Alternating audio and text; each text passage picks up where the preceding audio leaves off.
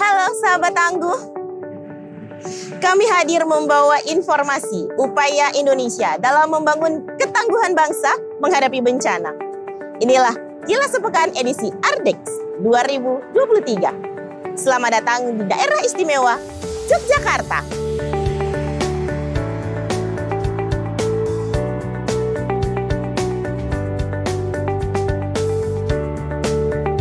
Badan Nasional Penanggulangan Bencana melaksanakan gelar personil dan peralatan di Stadion Sultan Agung Kabupaten Bantul, Daerah Istimewa Yogyakarta pada Senin 31 Juli 2023. Kegiatan ini bertujuan untuk mempersiapkan personil dan juga peralatan yang akan diuji cobakan pada agenda gladi lapangan atau Field Training Exercise dalam kegiatan Ardex 2023. Bupati Bantul, Abdul Halim mengatakan, kegiatan Ardex turut menguji seberapa efektif koordinasi dan kolaborasi antar stakeholder ketika terjadi bencana gempa bumi yang merupakan skenario utama yang dilatihkan. Ardex merupakan bagian dari uji respon kesiapsiagaan pemerintah terhadap kejadian bencana, khususnya dalam rantai komando penanganan darurat, sekaligus menjadi wahana belajar jajaran terkait di Kabupaten Bantul, media evaluasi kebijakan, strategi serta tindakan operasional di lapangan saat tanggap darurat. Adapun fokus pada giat ini untuk mempersiapkan Emergency Medical Team atau EMT dan Urban Search and Rescue atau USAR yang melakukan simulasi pada gladi lapangan. Berbagai peralatan yang disiapkan meliputi tenda pos pendamping nasional, tenda pengungsi, rumah sakit lapangan, mobil komunikasi, mobil damkar, dan sebagainya. Gelar personil ini diikuti setidaknya 150 personil dari berbagai unsur perangkat daerah di wilayah Daerah Istimewa Yogyakarta dan Kabupaten Bantul, yaitu Badan Penanggulangan Bencana Daerah, Dinas Kesehatan, Damkar, Basarnas, Dinas Sosial, Urban Search and Rescue Daerah Istimewa Yogyakarta, Rumah Sakit, Palang Merah Indonesia, Health Emergency Operational Center, Emergency Medical Team Coordination Cell, TNI Polri, dan Forum Pengurangan Risiko Bencana Kabupaten Bantul.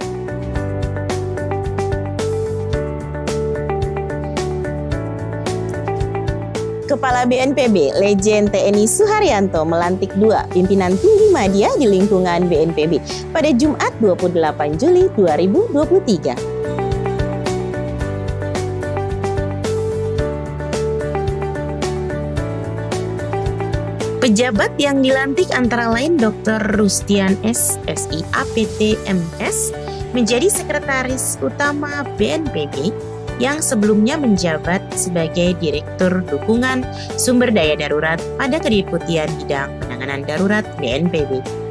Kemudian Yulianto AKMM sebagai Inspektur Utama BNPB yang sebelumnya menjabat Inspektur 2 pada Inspektorat Utama BNPB.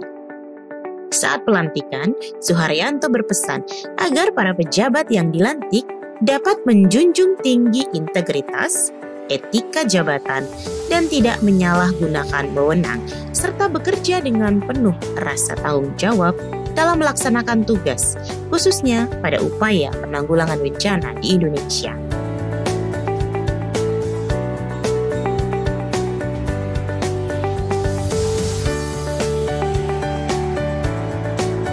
Pemerintah Indonesia melalui Badan Nasional Penanggulangan Bencana menunjukkan dukungannya terhadap presidensi G20 India melalui pertemuan ketiga kelompok kerja pengurangan risiko bencana di Chennai, Tamil Nadu, India pada 22 hingga 26 Juli 2023. Pada kesempatan ini, Deputi Bidang Sistem dan Strategi BNPB Raditya Jati menyampaikan pernyataan Zero Draft Communique yang disusun oleh 20 negara anggota G20.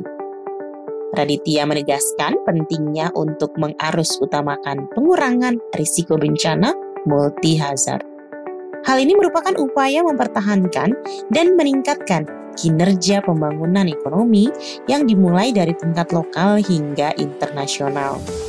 Sustainable Resilience merupakan konsep yang diusung Indonesia untuk dapat diimplementasikan oleh negara-negara G20, di mana konsep ini telah menjawab tantangan risiko sistemik dalam menghadapi semua jenis bencana, termasuk pandemi, serta mendukung pencapaian Sustainable Development Goals. Raditya Djati turut mempromosikan Risk Pooling Fund sebagai salah satu mekanisme alternatif dalam kerangka pembiayaan kebencanaan, selain model-model pembiayaan lain yang dapat diupayakan oleh negara-negara G20. ASEAN Regional Disaster Emergency Response Simulation Exercise atau ARDEX 2023 dibuka secara resmi di Hotel Royal Ambarukmo, Daerah Istimewa Yogyakarta pada Selasa 1 Agustus 2023. Kegiatan ini dibuka oleh Menteri Koordinator Bidang Pembangunan Manusia dan Kebudayaan, Muhadjir Effendi. Dalam sambutannya, Muhadjir menyampaikan simulasi dan edukasi kebencanaan perlu ditingkatkan untuk mewujudkan ketangguhan yang berkelanjutan. Kegiatan ARDEX yang digagas oleh BNPB dan ASEAN Coordinating Center for Humanitarian Assistance on Disaster atau AHA Center ini diikuti oleh total 960 peserta perwakilan kementerian dan lembaga, pemerintah daerah, serta penggiat kebencanaan seluruh Indonesia. Selain itu, ARDEX 2023 dihadiri oleh 180 perwakilan negara sahabat dari 10 negara ASEAN dan juga Sekretariat ASEAN. Dalam penyelenggaraannya, acara 2 tahunan ini dihadiri juga oleh perwakilan negara-negara mitra yang nantinya akan bertugas sebagai observer seperti Amerika Serikat, Australia, Korea, India, Italia, Jerman, Jepang, Kanada, Republik Rakyat Tiongkok, Selandia Baru, Swiss, Timor Leste, dan Uni Eropa. Sementara itu, Kepala BNPB Lejen TNI Suharyanto berharap melalui kegiatan ini, Indonesia dan negara-negara sahabat, khususnya di kawasan Asia Tenggara, dapat melakukan sharing dan transfer ilmu pengetahuan serta teknologi di bidang kebencanaan dan praktik baik kearifan lokal dalam penanggulangan bencana.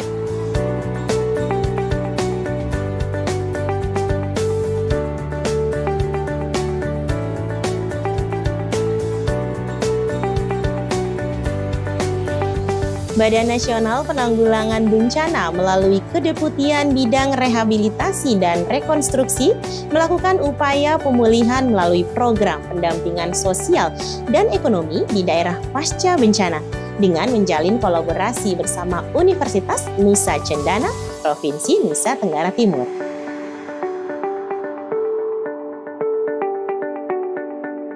Bencana alam berupa banjir dan tanah longsor kerap terjadi di sejumlah wilayah, di antaranya Kota Kupang, Kabupaten Kupang, dan Timur Tengah Utara Provinsi Nusa Tenggara Timur. Bencana alam yang terjadi telah mengakibatkan kerusakan dan kerugian pada sektor pemukiman, infrastruktur sosial, ekonomi, dan lintas sektor. Kerusakan dan kerugian yang terjadi mengakibatkan terganggunya aktivitas masyarakat dan layanan umum di wilayah terdampak bencana. Hal inilah yang mendasari BNPB untuk melakukan program pendampingan sosial dan ekonomi sebagai upaya untuk memulihkan kembali aktivitas sosial ekonomi masyarakat pasca bencana. Eni Supartini selaku Direktur Pemulihan dan Peningkatan Sosial Ekonomi dan Sumber Daya Alam BNPB bersama Max U.E. Sanam selaku Rektor Universitas Nusa Cendana berkesempatan untuk bertemu langsung dengan kelompok masyarakat dampingan dan menyerahkan bantuan stimulan secara simbolis. Eni berharap kegiatan ini dapat menjadi model program percontohan yang bisa dijadikan rujukan bagi pemerintah pusat dan daerah, khususnya BPBD, provinsi, dan kabupaten kota dalam pemulihan sosial ekonomi masyarakat terdampak bencana. Kepala BNPB Legend TNI Suharyanto bersama Menko PMK Muhadjir Effendi menyerahkan bantuan logistik dan peralatan kepada warga terdampak bencana kekeringan dan cuaca dingin ekstrim di Kabupaten Puncak, Provinsi Papua Tengah pada Rabu 2 Agustus 2023.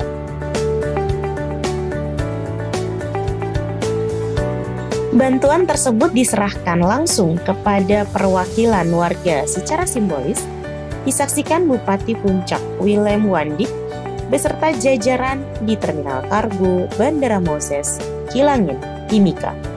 Bantuan dari pemerintah pusat itu akan diterbangkan menuju distrik Agan Dugume menggunakan pesawat Cessna 208 Caravan dengan daya angkut hingga 900 kg. Distrik Agan Dugume dipilih mengingat titik tersebut menjadi lokasi terdekat dengan wilayah terdampak yang paling parah.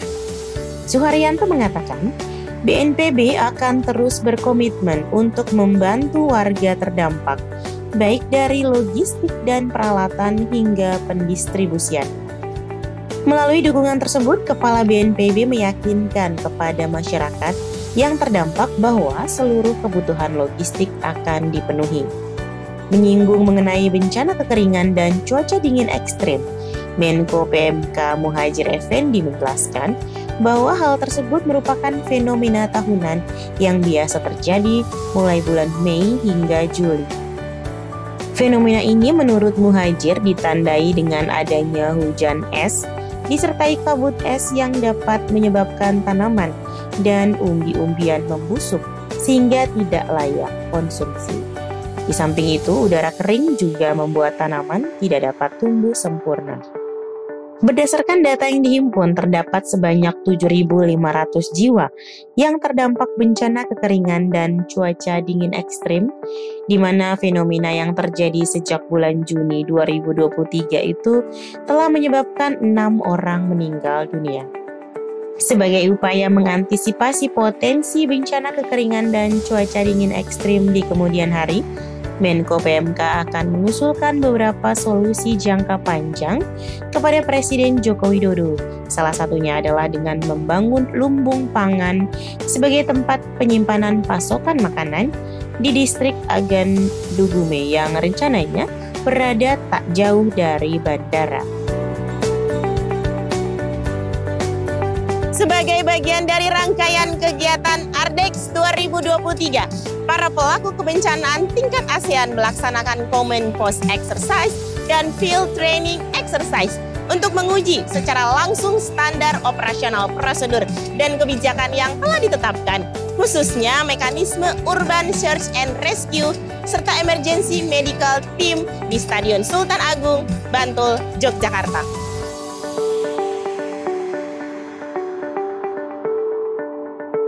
Lebih dari 180 peserta ASEAN terlibat dalam latihan kebencanaan yang memfokuskan pada pencarian, pertolongan, dan pelayanan medis. Direktur Latihan ASEAN Regional Disaster Response Simulation Exercise atau ARDEX 2023 Bagus Cahyono mengatakan, latihan gabungan ini menekankan pada kebersamaan sebagai ASEAN. Bagus mengajak seluruh peserta latihan untuk mengusung semangat One ASEAN, One Response. Sebelum memulai latihan, Bagus menekankan pada aspek keamanan dan keselamatan. Hal tersebut menjadi prioritas utama karena melibatkan alat-alat search and rescue, material bangunan maupun mobilisasi berbagai jenis kendaraan. Latihan yang melibatkan peserta dari tingkat lokal hingga regional ditandai dengan penekanan sirine oleh Deputi Bidang Sistem dan Strategi BNPB, Raditya Jati. Latihan dengan skenario gempa bumi magnitudo 6,6 di Bantul ini dipersiapkan oleh BNPB dengan Lembaga Kebencanaan Negara-Negara ASEAN dan AHA Center untuk merefleksikan kebersamaan dalam respons tanggap darurat yang sebenarnya. Pada kesempatan ini, geladi pos komando dan geladi lapangan dilakukan secara bersama dalam satu skenario. Keputusan yang ditentukan pada tingkat pos komando selanjutnya dilanjutkan dengan aksi lapangan. Sebanyak 43 personel Urban Search and Rescue dari Malaysia, Singapura, dan Vietnam melakukan beberapa latihan pencarian dan pertolongan. Aksi yang diperagakan yaitu penyelamatan korban di reruntuhan, penyelamatan vertikal dan lifting load, sementara tingkat kesulitan latihan didasarkan pada kualifikasi tim user setiap negara. Tim khusus pencarian dan pertolongan dari Indonesia, Malaysia, dan Singapura melakukan teknik yang lebih berat karena mereka telah memiliki kualifikasi khusus International Search and Rescue Advisory Group. Sementara itu, INASAR di bawah koordinasi Badan Nasional Pencarian dan Pertolongan atau Basarnas berperan untuk memastikan keamanan dan keselamatan selama jalannya latihan. Pada alur penerimaan bantuan Urban Search and Rescue dan Emergency Medical Team ASEAN, skenario menggunakan mekanisme yang diatur dalam sistem kemanusiaan internasional, seperti adanya Reception Departure Center, User Coordination Cell, maupun EMT Coordination Center. Di sisi lain, ASEAN Emergency Response and Assessment Team atau ASEAN ERAT turut dimainkan di dalam skenario untuk mendukung penanganan darurat. Saat pelibatannya, pos pendukung nasional menerima dan menugaskan para personilnya untuk mendukung pos komando.